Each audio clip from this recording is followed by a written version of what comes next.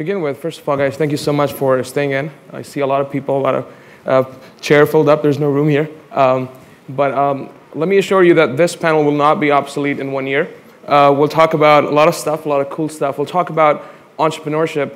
We'll talk about digital media, and we'll talk about education. And then we'll talk about some thought-provoking ideas. We'll leave you guys with some good stuff that will live on beyond 1 year in this panel. So, first of all, I'd love to get two of the most amazing thought leaders that have met at Abu Dhabi Media Summit in the past 2 years.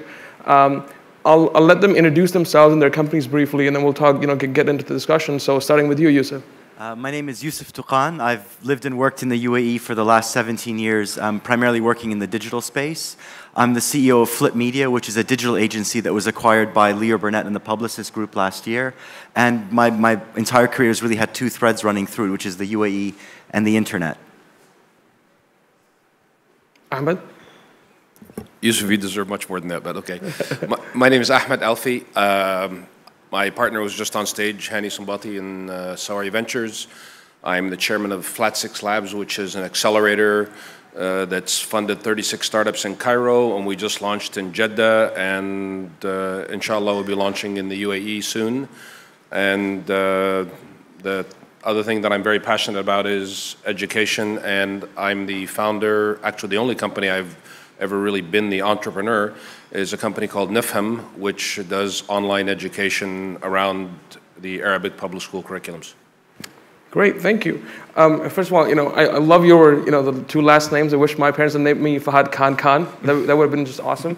To begin with, how many of you actually, just show of hands, how many of you actually know the meaning of digital?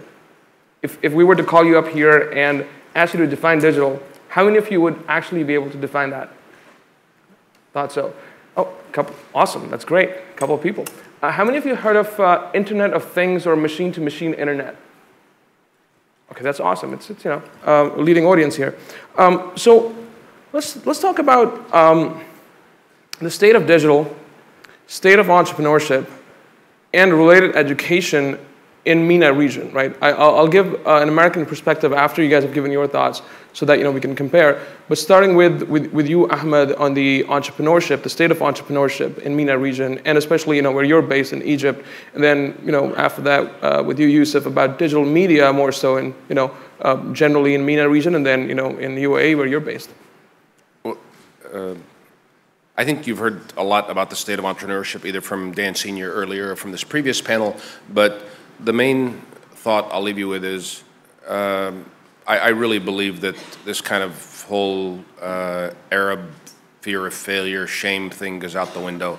We see hundreds of applications for Flat 6. We see people with great ideas. You see really amazing initiative. We don't have an ecosystem. And an ecosystem is like a rainforest. There have to be dead things to fall and fertilize, and it comes back. And you can't wake up one day and say, go make me ecosystem. It just doesn't happen that way, all right? A government can't wake up someday and some minister or somebody says, you three build me an ecosystem. It has to develop. It has to nurture itself. We can all add to it, and we can all, it's kind of like a virus. It has to be infected, right? And the infection has to spread. So you can't really artificially manipulate it too much. It takes time, but it's happening, and all the signs are very good.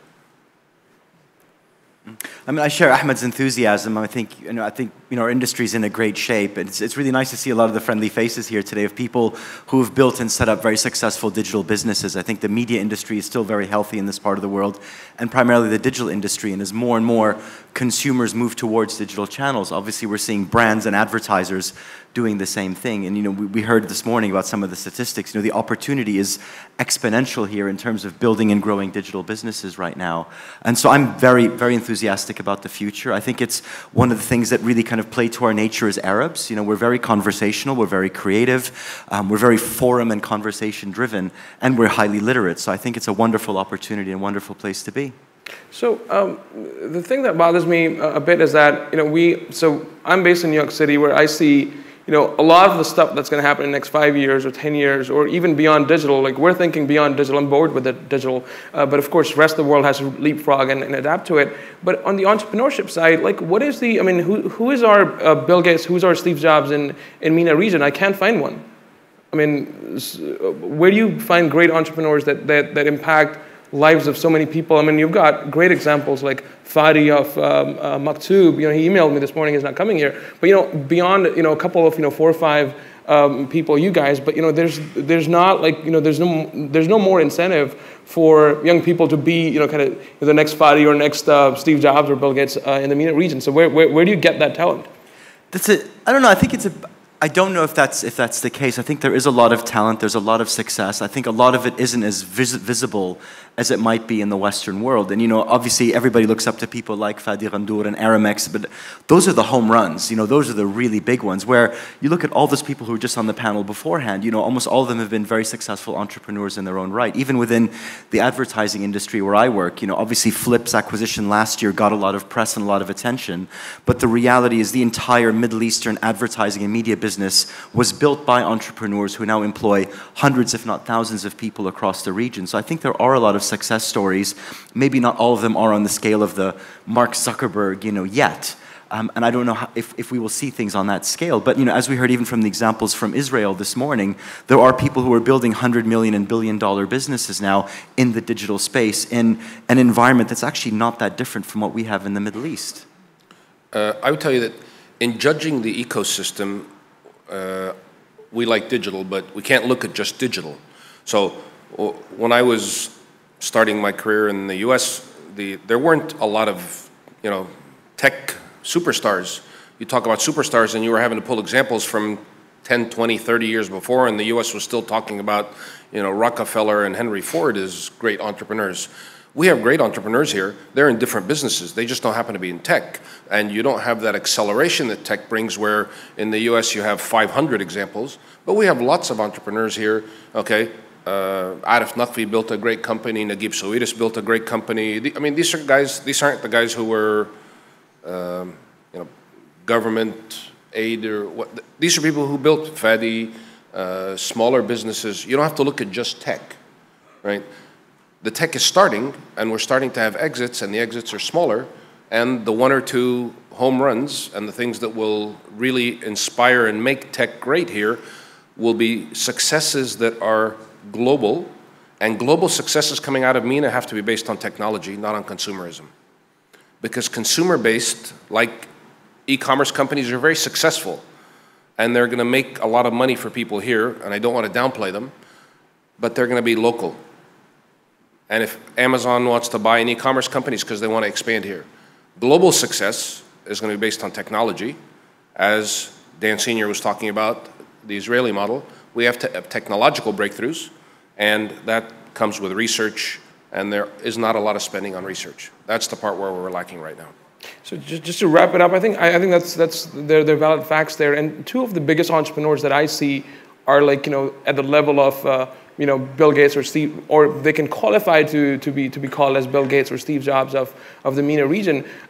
They happen not to be entrepreneurs from the ground up, but 2 examples that I have are Sheikh Talal of Saudi, right? He just put in $300 million in Twitter. Right, so he's doing investments at a global scale, and that's a very high-end entrepreneurship. Of course, very finance-driven, but still it's at a scale that impacts globally. And the example from UAE is Sheikh Mubarak Al Nahyan. Right, he's the single largest investor in many countries around MENA region. And that's Al-Warid Telecom, Mateen Telecom, billions of dollars invested into telecom infrastructure. That's huge. From Egypt, you've got Arscom Telecom. So there are examples, but do you think how do you build that the skills gap that you have in education and digital or technology and in entrepreneurship to create more of such examples? Or not enabling only the middle class entrepreneurs to create huge businesses, but to enable royalties or people who have money, a lot of money, to actually be entrepreneurs rather than just be investors.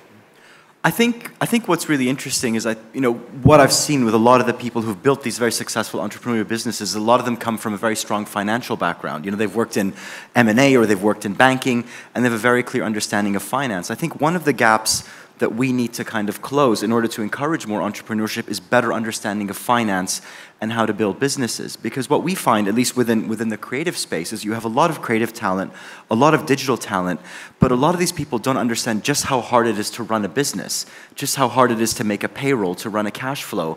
And in this part of the world where it's so hard to get paid, it's so hard to get an invoice through, you really need to understand these things, especially given that the stakes are so high because of bankruptcy laws and things like that. And I think there's a real opportunity to encourage that, to kind of build that middle class up, where people need to understand not just how to build a website or how to shoot a film or how to make a cartoon, but also how to run a business, which is not something that's easily taught.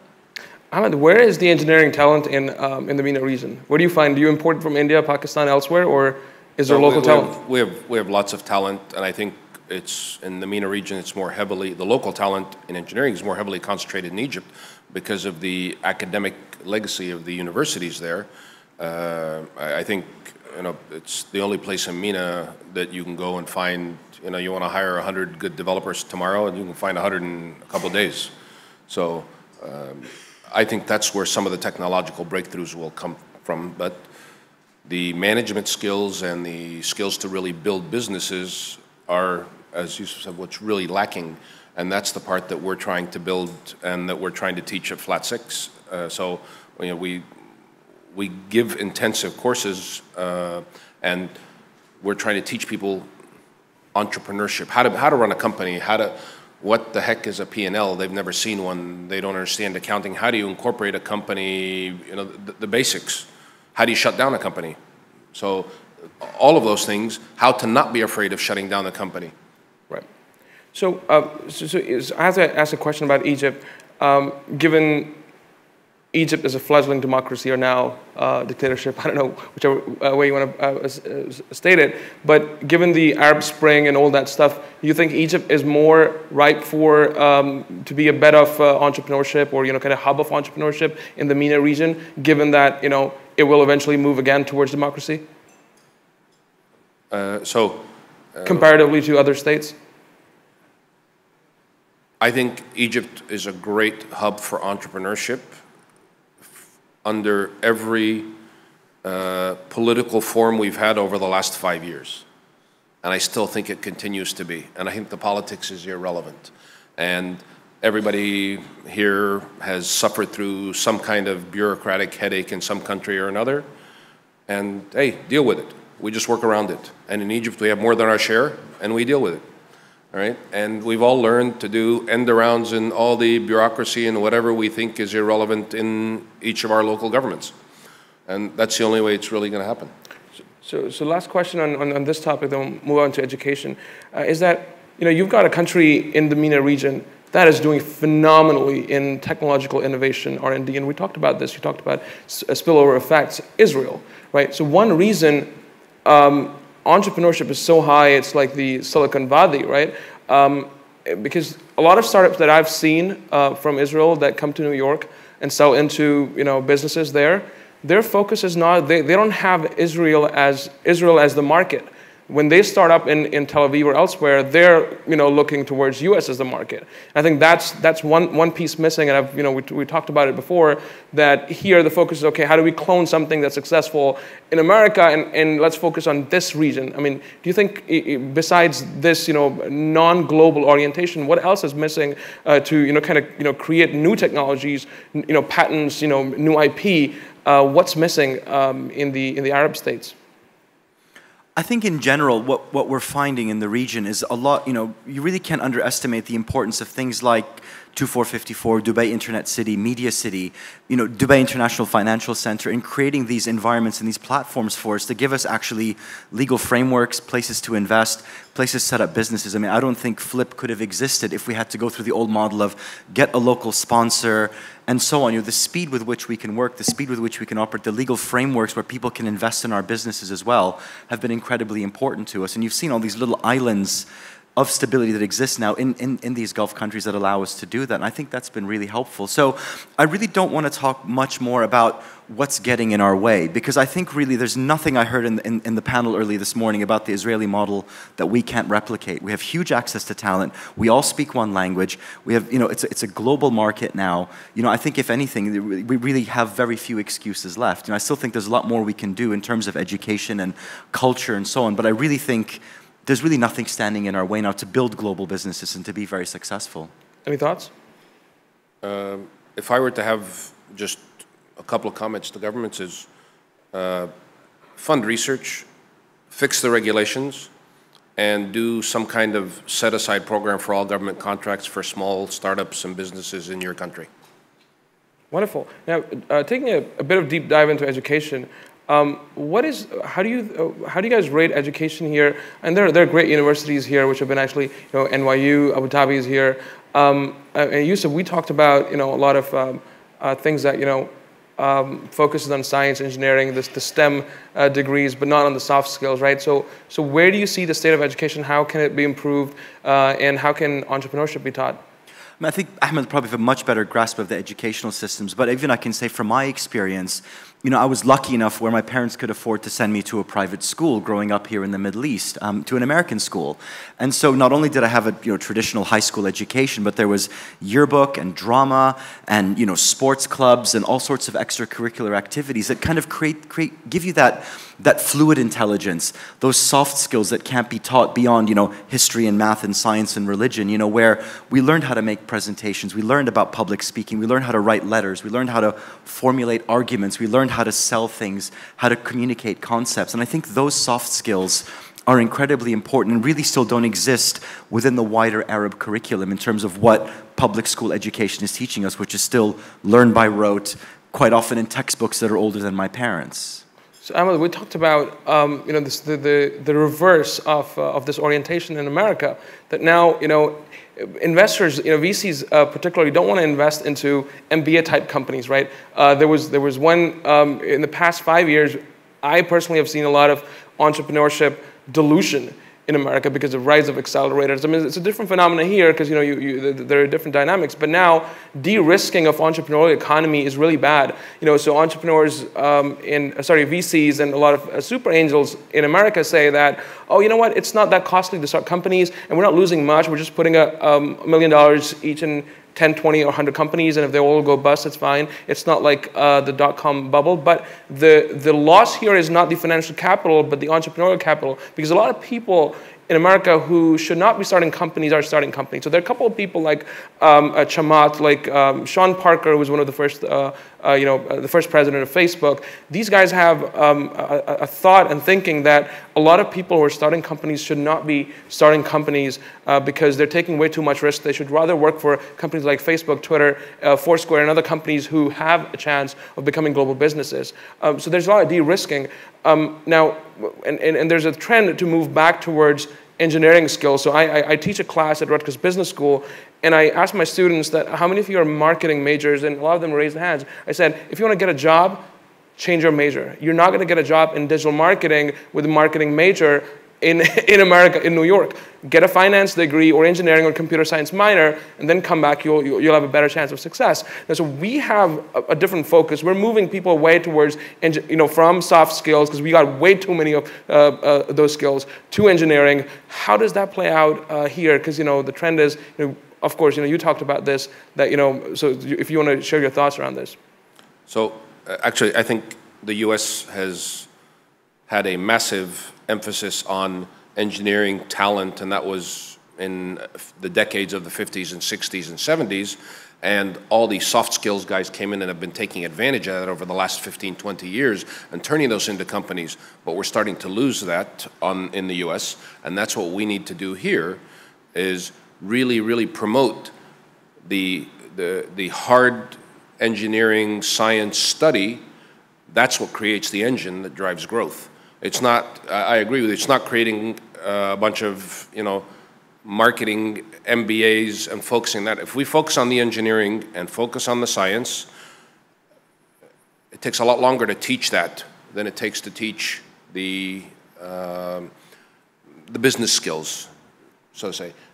But if I may comment on something else, the biggest problem that we have in the Middle East is our population and education. And I'm amazed that we actually have intelligent people in Egypt in spite of the schools.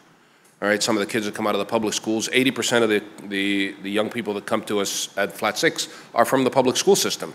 That's amazing to me. And it's, I think it's sheer numbers. But Egypt grows 100,000 extra births a year. So 2.1 million, 2.2, 2.3, 2.4. And that means the government has to build 4 or 5 schools a day. We've lost the battle. So we're going to need something in the Middle East, very similar to like Central Asia did. They never got copper wire, they just went right to mobile. We're never going to get schools again, it's over. We lost that battle. We're going to have to go right to digital education. And I think that is going to come crashing in the next 3 to 5 years. And that's the whole reason that we're really pushing this online education NIFM program. And because I think we've already lost that battle. So let's lean in for a minute. I owe a debt of gratitude to Sheryl Sandberg, and she wrote this book on Lean In about the women issue. How can we make more women leaders, more women? I mean, it's great to know that CEO of 2454 is a woman, right? May Habib, she's probably here in the audience. A great entrepreneur here in UAE. What can we do here in MENA to increase women entrepreneurship? Companies that are led by women. Or is there anything missing? Or I should just answer this question myself, because I've got ideas. I mean, we see probably the same number of women entrepreneurs applying to our accelerator that you get in Silicon Valley. So I don't know if it's bad in both places, but I can tell you we're not behind, okay? Right. So that's, I'm not making a judgment, I'm only making a comparison. I think from my experience as somebody who's lived and worked in the UAE, I actually have a lot more hope in the young women than I do in the young men. I think every young woman Emirati woman who I've interacted with is very ambitious, very hungry, and really is trying to break the mold and kind of change the way they operate. And I think we're really lucky in a country like this where there is almost an equal parity in terms of education levels as well between men and women now in terms of access to free, public education. So I'm not too concerned about that. I mean, I think especially for me working in the marketing industry, I'm very lucky in that we work in an industry that's very heavily driven by women. Within our agency network, we have managing directors who are women, we have CFOs who are women, our chief operating officer at Flip is a woman. So, I'm quite positive and quite hopeful about that. But I think the same challenges apply to the men as to the women, which is understanding finance, understanding soft skills, and in a lot of ways, like you're saying, getting people to learn about engineering, about technology, the stuff that women typically didn't learn, and moving them more towards that. A great example of this is Estonia.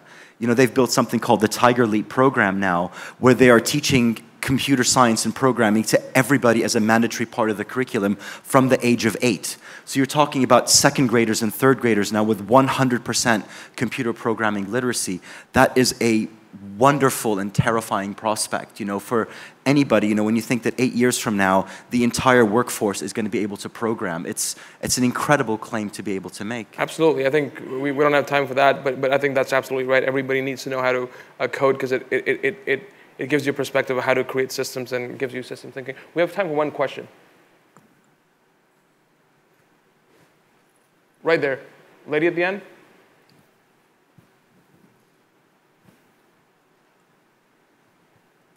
Hi, good morning. My name is Zabir, and my question is about entrepreneurs, of course. And like going back to your comment in the beginning, you mentioned that we don't have Steve Jobs, we don't have Twitters and Facebooks that are coming out from the region. In my opinion, I feel the reason is because there are too many entrepreneurs with very similar ideas, and it's very scattered. And I was wondering if there are efforts as part of what you do to try and combine those efforts together so that they're bigger and they can go further. Thank you. So, by the way, Steve Jobs was half Syrian, by the way. Anyway, so do you want to answer the question? So,